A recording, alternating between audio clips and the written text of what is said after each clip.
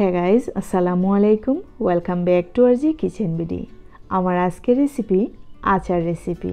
আর এই আচার আমরা সারা বছর ধরে কিভাবে সংরক্ষণ করে রাখতে পারি এই ভিডিওতে থাকছে অনেকগুলো টিপস। তাহলে চলুন রেসিপিটি দেখে নেওয়া যাক। আর আমার এই রেসিপিটি ভালো লাগলে অবশ্যই আমার চ্যানেলটি সাবস্ক্রাইব করে পাশেই থাকবেন।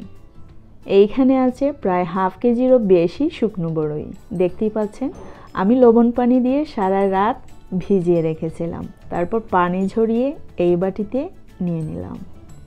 এইখানে নিয়েছি প্রায় 1 কেজির মতো তেঁতুলেও আমি অনেকটাই লবণ ছিটিয়ে রেখেছিলাম। আর অবশ্যই পরিষ্কার করে ধুতে হবে। চুলায় একটি প্যানে প্রায় 1.5 কাপ পরিমাণ পানি আমি আগে থেকেই বসিয়ে রেখেছিলাম। ফুটে আসার পর দিয়ে দিচ্ছি বড়ই। আর ঠিক এই প্রসেসে রান্না করার চেষ্টা করবেন। এখন আমি এমনভাবে সেদ্ধ করে নেব যাতে সম্পূর্ণ পানিটাই শুকিয়ে যায়, এমনকি সাথে আমাদের বড়ইটাও অনেকটাই সফট হয়ে যাবে, সেদ্ধ হয়ে যাবে। যেহেতু আমি আগে থেকেই বড়ই এবং তেঁতুলে লবণ ইউজ করেছি, তাই জন্যে যখন আমি আচারটা বানাচ্ছি এখন এইখানে আর লবণ ইউজ করছি না। আপনারা অবশ্যই আপনাদের স্বাদ মতো লবণটা দিয়ে দেবেন। পানিটা যখন শুকিয়ে যাবে আমি নামিয়ে নিচ্ছি। চুলায় অন্য আরেকটি প্যান বসিয়ে দিয়ে দিচ্ছি হাফ কাপ পরিমাণ সরষে তেল। দিয়ে দিচ্ছি 2 টেবিল চামচ পরিমাণ 5 ফোড়ন।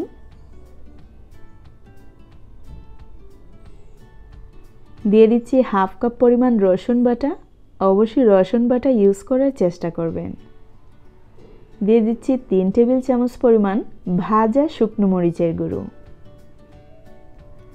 এখন চুলার আগুন মিডিয়াম টু লো ফ্লেমে রেখে এইগুলাকে একটু ভেজে নিতে হবে। 1 থেকে 1.5 মিনিট ভেজে নেওয়ার পর দিয়ে দিচ্ছি 2 টেবিল চামচ পরিমাণ আদা। আবারও একটু ভেজে নেব। এখন আবারও 1 থেকে 1.5 মিনিট ভেজে নিতে হবে।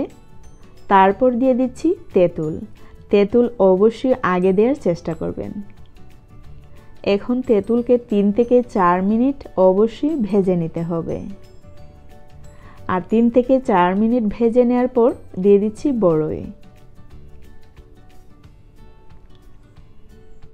আর ঠিক এই মুহূর্তে চুলার আগুন মিডিয়াম টু হাই ফ্লেমে রেখে অবশ্যই জাল করে নিতে হবে যাতে বড়ইয়ের অতিরিক্ত পানিটা শুকিয়ে যায়।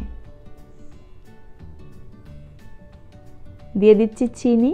আপনারা অবশ্যই চিনির বদলে গুঁড়ো ইউজ করতে পারেন, আবার চিনি গুড় দুটোই ইউজ করতে পারেন, তাতে কোনো প্রবলেম নেই। দিয়ে দিচ্ছি 2 টেবিল চামচ পরিমাণ কাশ্মীরি মরিচের গুঁড়ো।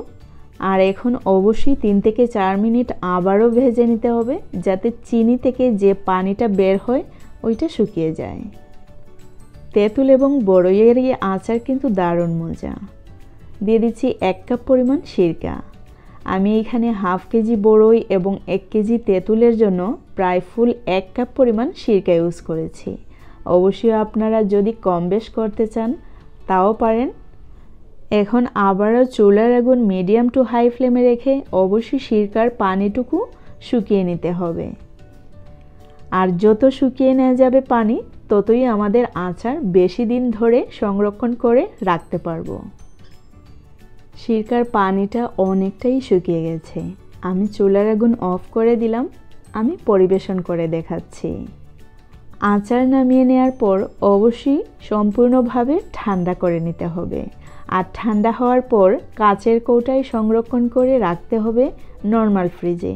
যদি বাহিরে রাখতে চান অবশ্যই সপ্তাহে 2 থেকে 3 বার রোদ লাগাতে হবে। এই আচার আমরা নিঃসন্দেহে 1 বছর পর্যন্ত সংরক্ষণ করে রাখতে পারি, তবে নর্মাল ফ্রিজে রাখলে অনেক ভালো হয়।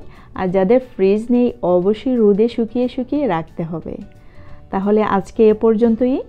C you in the next video. আল্লাহ হাফেজ।